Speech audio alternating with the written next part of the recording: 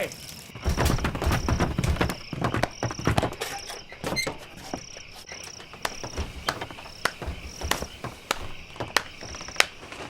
Let me go to the annex. No, God! No, God, please, no! No! No! No! Carlos Correa was a San Francisco Giant. After coming to an agreement with the team on a 13-year deal worth $350 million, the largest contract for a shortstop in history, and the largest contract for a player signing with a new team in free agent history, I think we all pretty much just kind of accepted it and moved on. Giants fans, rightfully so, were happy, celebrating, salivating. They got their guy. They wanted Judge, but it seemed Judge at the end of the day was just using the Giants as leverage to up the Yankees' price and squeeze as much money as possible out of New York. So, a Yankee he stayed, but the Giants still had big plans. They still wanted a new face of the franchise, and well, they got him. And on Tuesday, December 20th, the San Francisco Giants were officially introducing Carlos Correa in his introductory press conference. Everything seemed perfect. Until it wasn't. Before I get any further, make sure to hit that subscribe button if you haven't already. Over 75% of my watch time has been from people who aren't subscribed, so hit that button along with the bell for post notifications. Okay, back to the video. About 3 hours before the Carlos Correa Giants press conference was set to begin, the media was given word that the press conference had been postponed.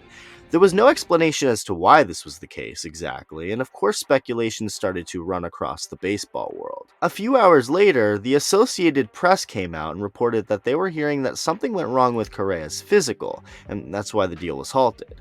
Many speculated it could be Correa's back, a place that he's had injury history with a report soon coming out that his back was not what was holding up the deal. So we waited some more, kept waiting, and we weren't really hearing anything. In fact, this silence went on for hours. Until the biggest news of the offseason and one of the craziest things to unfold in baseball history took place.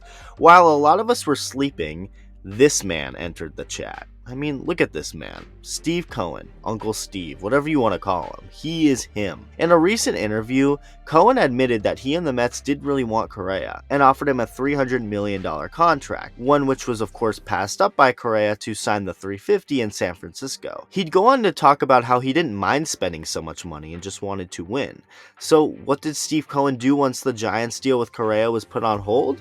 He turned into Thor arriving on Wakanda. He turned into Superman returning to beat up Steppenwolf. He turned into Darth Vader before taking down a bunch of rebels. He simply kept his word, as he's done his entire time owning the Mets up until this point.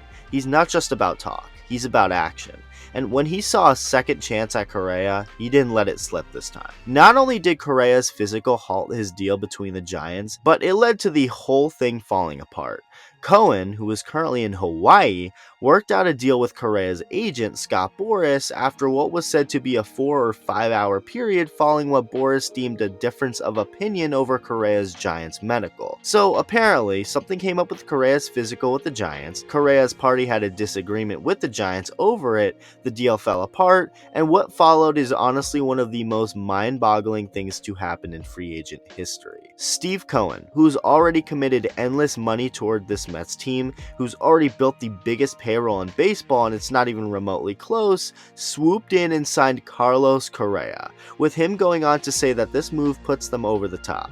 The details of the contract are $315 million over the course of 12 seasons, so one less year than what the Giants gave him with 35 less million. Unbelievable. What is baseball? What is life? What is society as we know it? Correa, as you probably know, has been a shortstop his entire career. But with fellow Puerto Rican Francisco Lindor helming the shortstop position with the Mets, Correa is going to be playing third base.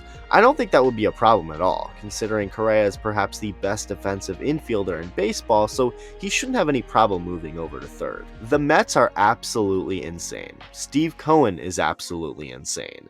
He is a hero. Mets fans have every right to worship this man. He is a blessing to this franchise and to this fan base, and is easily the best owner in maybe all of sports, forget just baseball. It happened so suddenly. It's not like there were rumors of this happening or anything, it just happened. Bam! Remember how Carlos Correa signed with the Giants and was going to be with them for the next 13 years? Something we all accepted for an entire week? Well, scratch that. Carlos Correa is a Met, actually.